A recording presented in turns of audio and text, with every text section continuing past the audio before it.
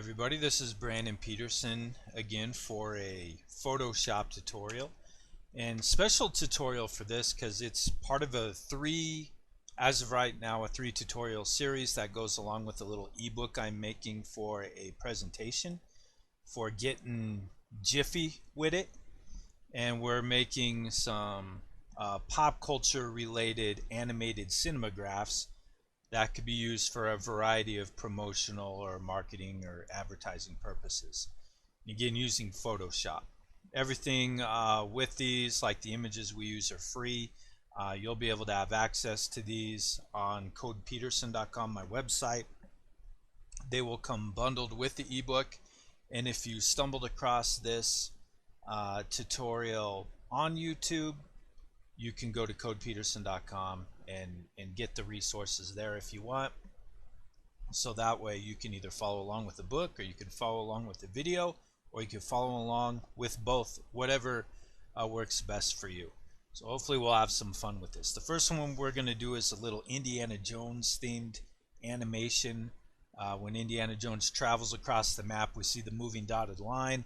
Thought it would be something fun to use for like a travel agency or for some kind of tourism business, anything like that. And you'll have an opportunity to create this and then to make it into whatever you would like for whatever you want to use it for. So with all that being said, a few fonts that we'll need. One of them is from Adobe Fonts, and it's called Uppercut Angle. It's real similar to the Indiana Jones style typeface.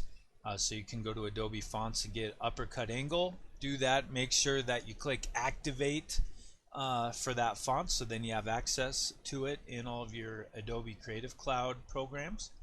Then we also want to go to defonts.com, and we want to find the typeface called Adventure Subtitles.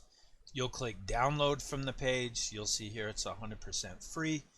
It'll download it as a compressed file. You open up the text file and click Install in the little window, and then you'll have access to that.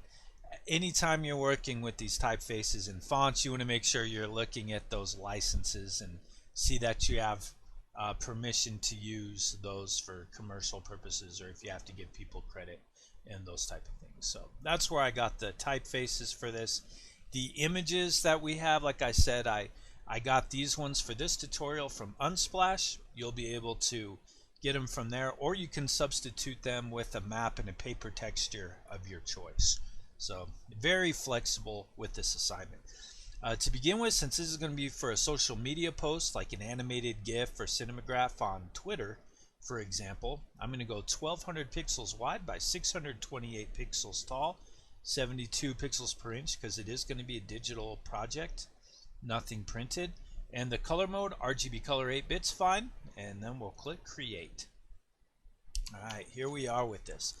So what I'm going to do, I'm going to open up my folder here. If you could do this 2 ways. You can go to File, Place Embedded, and bring in your image of your map, which is this one right here. Or if you have the folder handy, you could just click and drag from there onto your canvas.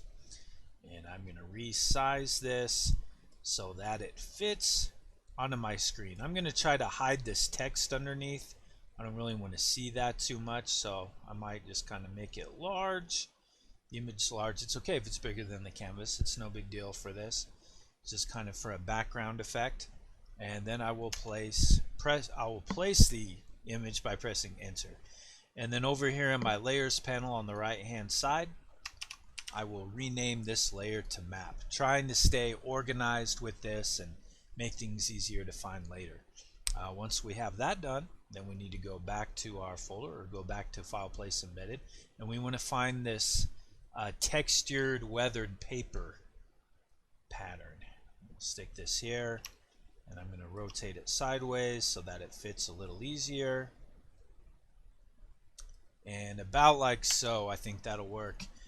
So we got those two placed. I will rename this top one as Paper, and we should be pretty good as far as the 2 images and the fonts that we need to bring in for this. Once that is placed there and we highlight this paper, we want to be able to see through it. So if you look over, it's your blending options here. It doesn't say blending options, but it'll be a drop down menu in your layers panel where my mouse is hovering, and it says normal on default. You can try different ones of these, and each one kind of works a little bit differently. I think the look I want to go for right now is this darker color. So it kind of has my map on there, and then I have this textured look to it, which looks pretty good. I could also, if I wanted to, change the opacity of this a little bit, but I don't think that's really necessary, so I am just going to leave mine as is. You can adjust yours however you would like for that. Next step that I want to do is create a new layer, and I want to use my type tool over here. And for this type tool, the typeface I want to use is my Adventure Subtitles Regular that we got from defonts.com. Regular is on there, and for the size to begin with, we will try size 36, and I will make this be centered, and the color is going to be this # FEB 300. Feb 300 will work pretty good for this type, I believe. We'll click OK here, and then just anywhere on this new layer I created, I'll select up here towards the top, and I'm going to type in here in all caps, pack your bags for your next, and I'll move it down a little bit, and then if I kind of move this, you'll see that purple line will show up. That's like my smart guides, kind of helps me know when it's centered in the object. Then I want to either right click and duplicate this text layer by right clicking in the layer panel, or I could hold down the Alt key on my keyboard and click the layer and drag down right to there. It'll make a copy of it, and then I can just click and drag this down. If I hold shift while I bring it down, it's going to help me to bring it down in a straight line. And since this is centered, I'll be able to just replace my text and it'll automatically be centered in here. So I'll type in here, all caps using the same typeface and color, your journey awaits. And that looks pretty good. And if you're worried about it shifting around, you can always move it again and make sure that everything is nicely centered in there. Looks nice. Alright, so next thing I'll do, make a new layer above these up here at the top, and I'll go to my type tool again, and in here I will search for the typeface of Uppercut Angle Regular that we got from the Adobe fonts. And with this, this will be a larger size typeface, so we'll go 150. So if I select up here 150, and I'll type in here, and I will type out the word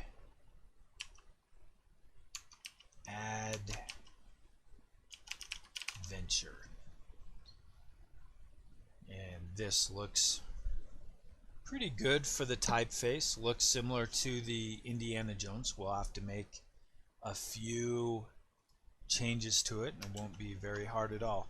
Alright, so we typed that on there, and if I go to my type tool and I have this text selected here, up at the very top you'll see there's this little letter T with a curve underneath it, so I can actually warp my text. So if I click on that and I have this drop down menu, the one that I want to select is Arch, and for the bend in this, I don't want it to be so large, so I'll have it be a +10. And then I do want the left side to be a little bit larger, so for the horizontal distortion, I'm going to use -50. That's going to give this wider and then gradually get smaller there. I'll click OK. Go to my move tool here, and this is starting to look a little bit better. If I have my move tool selected and my adventure layer is highlighted, and use Control T. Then I can hold Control and Shift and click in this third, or in the far left square on the left hand side. There's 3 squares. If I click in the middle one, holding Control allows me to distort it and skew your text, and holding Shift helps me to make sure it stays in a straight line. And so with that, I will bring this down a little bit like so, until you get it to where you want it. And this is something you can always kind of fine tune later if needed, but I think that looks pretty close. I may also just rotate this just ever so slightly in there, and that I think will look pretty nice. So I'll press enter. I can move this, you know, with my arrow keys kind of wherever I want that to be, and this should do nicely. So that is distorted. We have our main text on there, but we could still do a little bit better with our adventure text on here.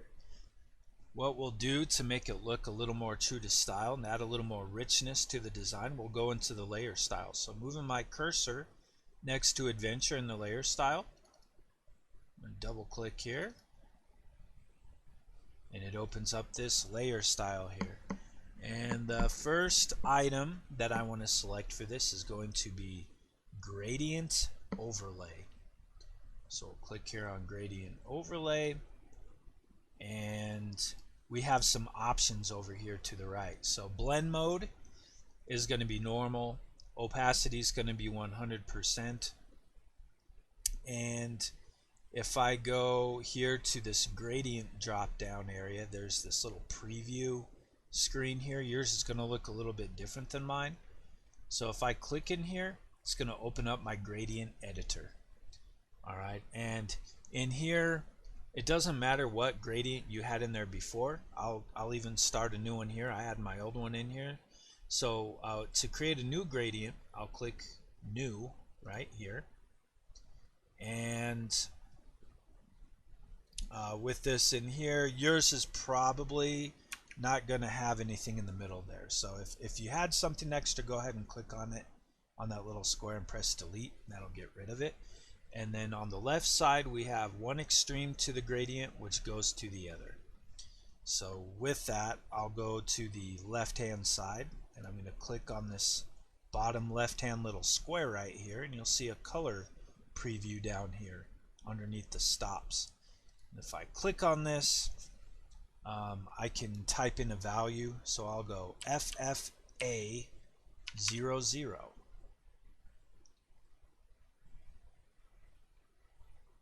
Sorry about that. FF5A00. There we go. I was like, I don't think I want to go green here. FF5A00. Should always be 6 digits or 6 characters long. And then I'll click OK. On the right hand side, on the far right hand side, I'll click there. I'll go to the color, and that's going to be 6 Fs. FFFFFF. And that's going to give us white. And I'll click OK. And then what I want to do is in the middle here, kind of in my cursor where it turns into the pointing finger, if I click there, location of 50 would be around halfway there. And if I have that selected and I click in the color, this is where I want to use the FEB300, same color that I used for the text above and below.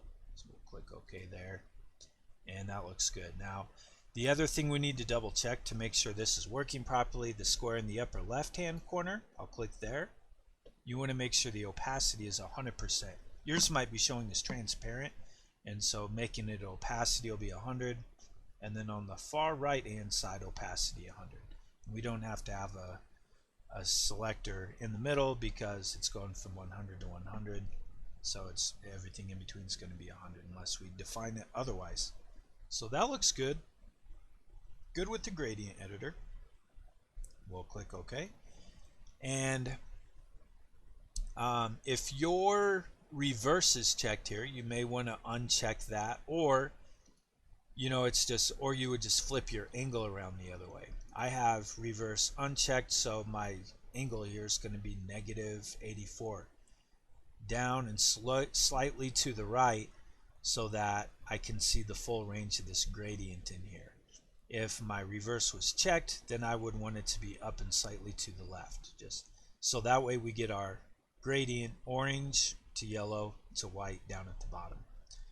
The style is going to be linear, and for the scale it's going to be 60. And then after that, what you can do is, moving your cursor over the canvas, I can kind of click and drag this and get it to where I want that to be. So if this is kind of where I want the gradient to look, so I have just a little bit of white, it kind of goes with the arc there, then that should look pretty good. And again, it's something you can always go back and change later if needed. Next thing on here is going to be adding a stroke. So here it says stroke. I'm going to select it. Make sure it's checked and selected. If you just check it, you won't be able to see these settings. So make sure it's selected and checked right there. And we want the size to be 5 pixels. We want the position to be on the outside. Blend mode is going to be normal. The opacity is going to be 100. And for the color, we want it to be 6 zeros, 0, 0, 0, 0, 0, 0, and we'll click OK. Gives us kind of that nice bold look around the outside. Finally, on here, we will select and make sure it is checked also, drop shadow, and blend mode is going to be normal. The color is going to be 0, 0, 0, 0, 0, 0, same color as the stroke. We'll click OK. And the angle for this one is, it's kind of up to you. Typically, like from the Indiana Jones posters, usually we see the shadow coming off from the left over there. So it's kind of up to you what you want to adjust that around to. But on mine, I think if I try something like 28, then I get that shadow off to the left, and it's also slightly below the letters too. So that should look pretty good like so, and should be ready for the next part. Distance is going to be 15, and then I have the spread be 100, so that way the shadow's not soft and it doesn't look like it's like floating. I want this to look like the shadow is kind of part of the letters there, as part of the logo, not a shadow that's casting behind it, kind of giving it that Indiana Jones poster look there, if you will. And then the size is going to be 5. So once you have that done, then we can click OK. And this already is starting to look pretty cool, I have to say.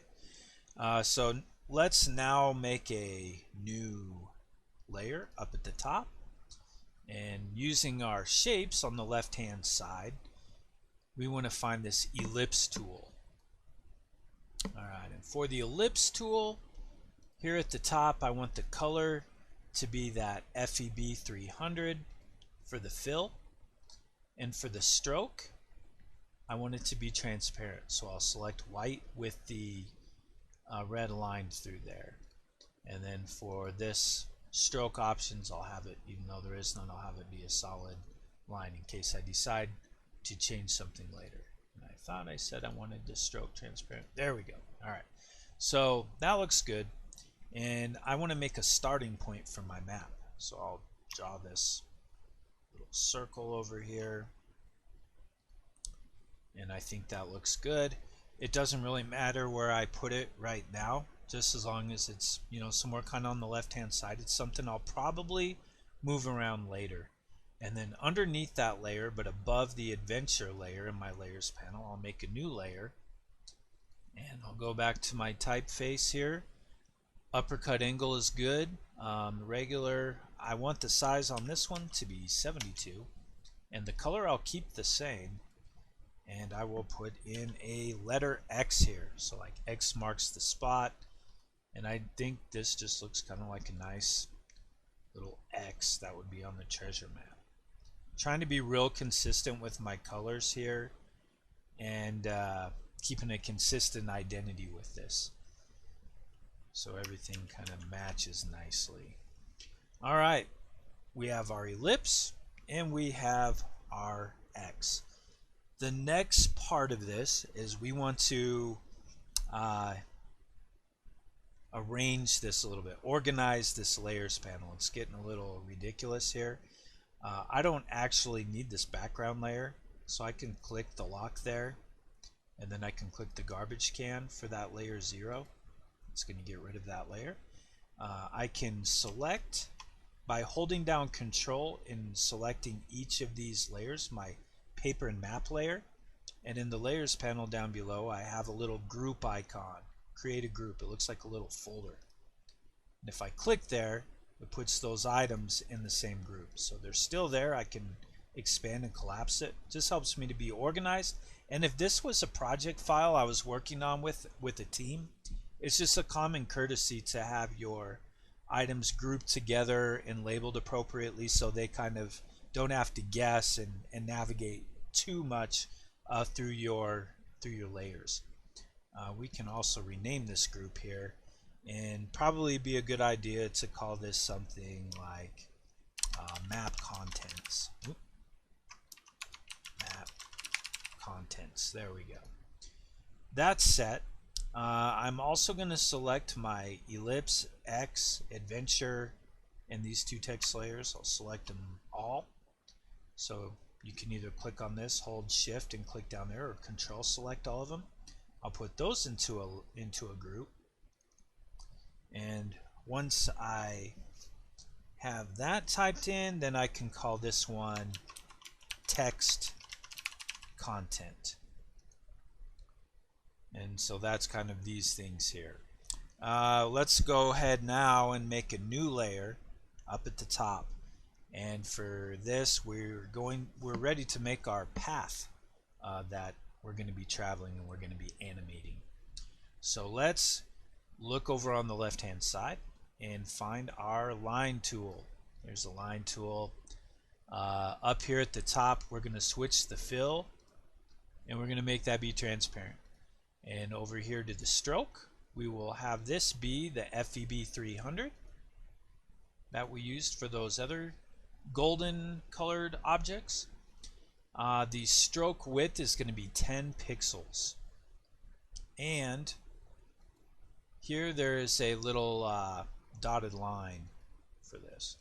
So what I'll do now is I will click here on the left hand side, and if I hold shift to kind of keep this line straight, I can do that, and then I'm going to release, and we're going to see a real goofy dotted line here. So what I can do to change how that looks is on the right hand side we have our appearance. So with this, your line may not be showing up at all, and if that's the case, you want to look at this first little drop down menu. Yours is probably has the inside stroke selected. We want it to be right on the line. Alright, if we select the other one, then you have a dotted line on both sides. For whatever reason, Photoshop has making dotted lines be two dotted lines. I don't know why it is that way. If you know a way around that, or if you know why that is, let me know in the comments section below. I'd be curious to know. I wish I could just have a regular dotted line. It would be nice to know that. After that, then if I go over here to the dotted line, I'll notice down here I have this options for dash and gap. I'm going to change the dash to 2. I'm going to make sure the gap is 2. Then I'll press enter. And now we have a dotted line that looks a little bit better. So that should work out okay. And maybe I will just make this be a little bit wider with Control T. I just go a little bit wider. All right. And that looks pretty good. Now I want to bend this line so it's like not a straight path.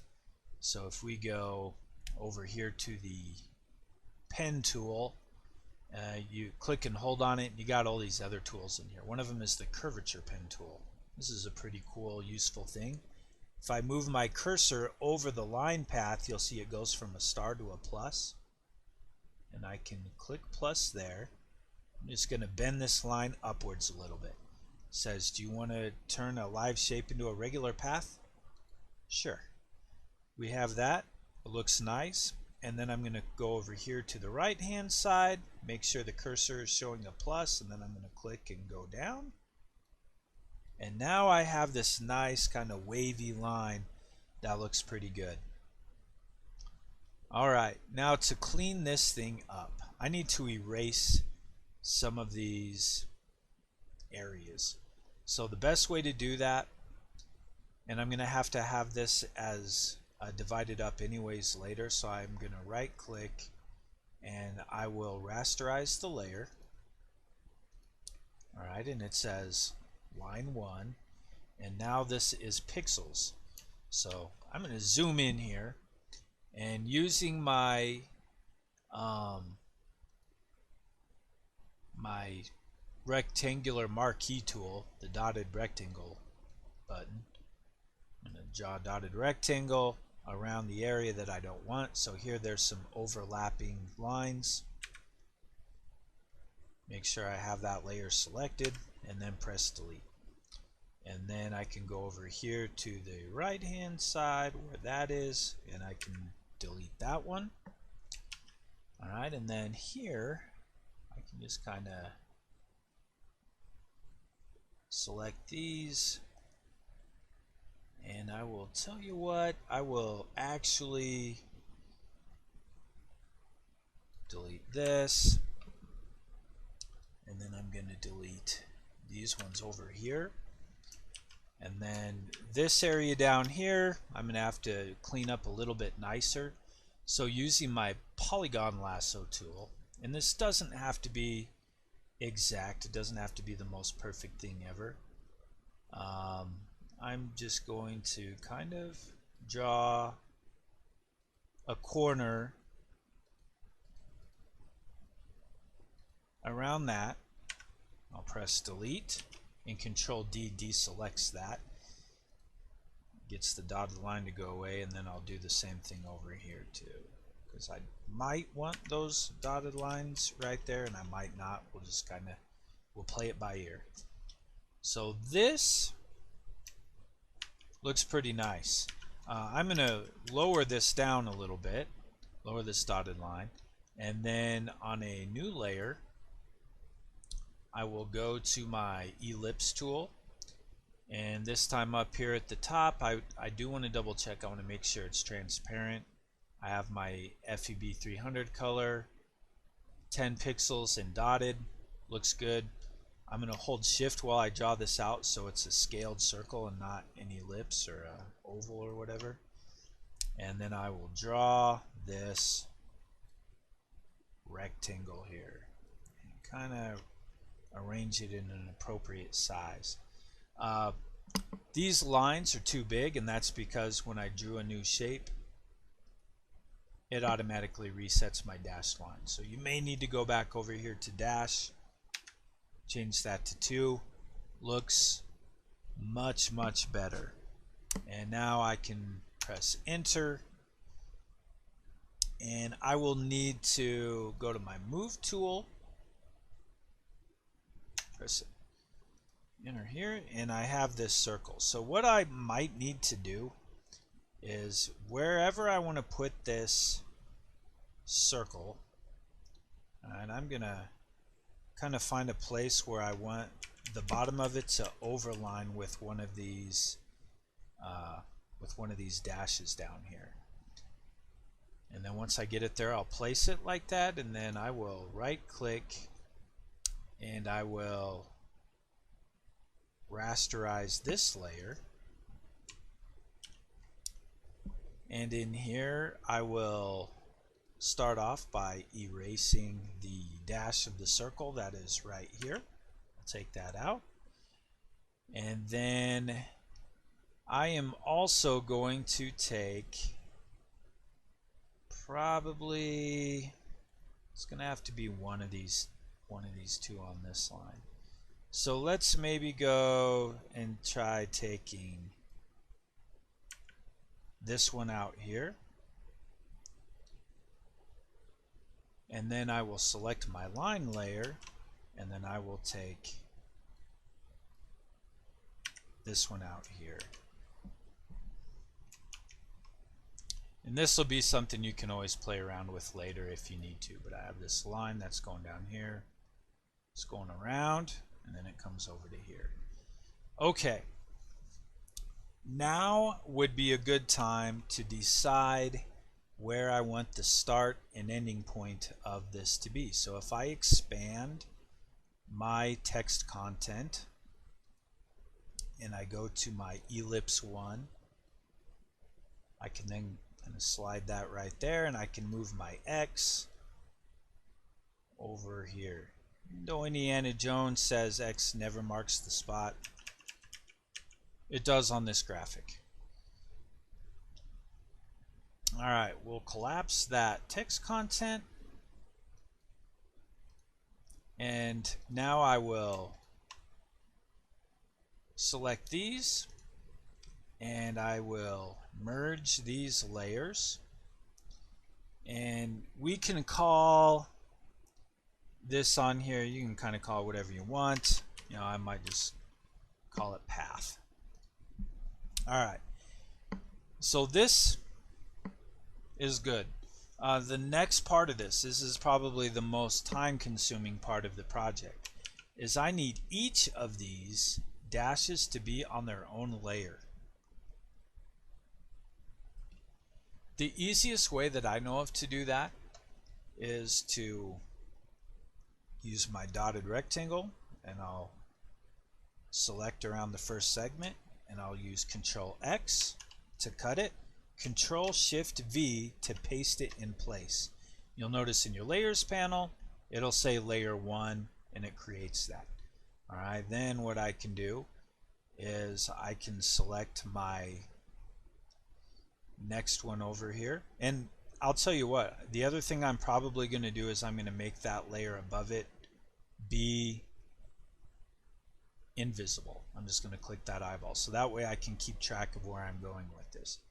So here with the path, selecting the path layer again, Control X, Control Shift V, make that invisible, and I'm going to continue this process all the way down until I'm done. A few things to keep in mind while you do this before I fast forward mine. You do want these to be in order. That'll make life a lot easier later. So kind of keep an eye on that, and then make sure, you know, obviously you have these all in order for that, and just double check that, because it's more of a hassle to fix that later than if we take the extra time to do that right now. So I will do this and fast forward through, and then I'll talk to you real quick when I'm done. I know that part is a little bit brutal, so I appreciate you bearing with me on that. So this looks good. We have all of these objects here, and just to make life a little bit easier, I'm not going to be putting these into their own folder. So now we are ready for the animation. Time to animate the journey. To do this, we'll go here up at the top, and we'll select Window, and then we'll go down here, and we need to find where it says Timeline, and it is going to open up this timeline window down here. There's these options on here. You can create a video timeline, or you can create a frame animation. And on this particular one, we want to select create a frame animation, because we're going to animate this frame by frame. After that is selected there, click the button. So once I'm here, this is selected, there's this plus button, and it duplicates the selected frames. So I'll click that. I'm on my second frame, and what I am going to do here is I will make my first layer visible. Alright, then I'm going to duplicate that frame and then make the next layer visible. And I'm going to do that process all the way until my whole path is visible. And there the path is done. To test this, I can look down here, click the play button, and you'll see what it looks like as it's going forever. Everything's visible here. My animation works well. Now what I'll do is I will click the plus button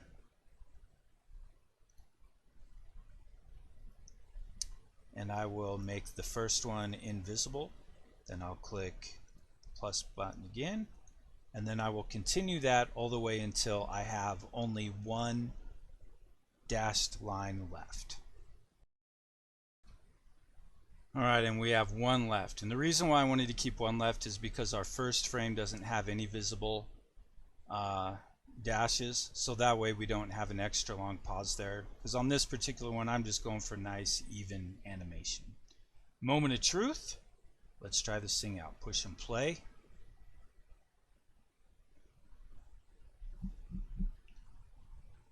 And this looks pretty good. Again, if you notice anything missed there, you'll have to go back and fix it. It can be kind of tedious, but I think well worth it at the very end. Alright, once we have all of that done on there, then I can actually just go back to my first slide here. This looks good.